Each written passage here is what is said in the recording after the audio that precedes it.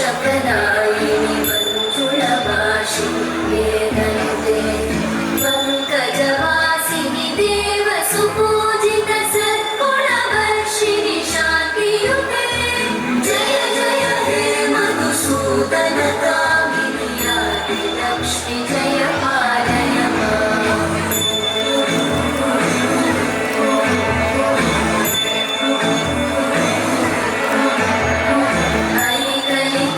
ऐकैकल्मषनाशिनि कामिनि वैदिकरूपिणि वेदमयि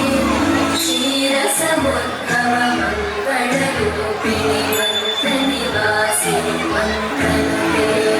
मङ्गलदायिनि अम्बुजवासिनि देवगणाश्रितपादयुते जय जय हे मधुसूदनकामिनि नाट्यलक्ष्मि जय पालय माम्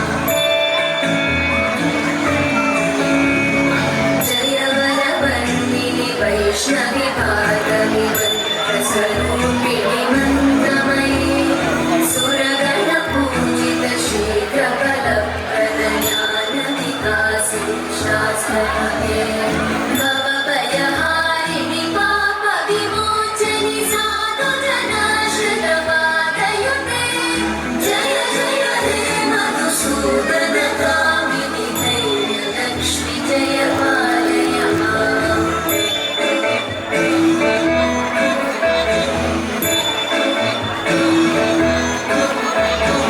जय जय दुर्गतिनाशिनि कामिनि सर्वफलप्रद शास्त्रमये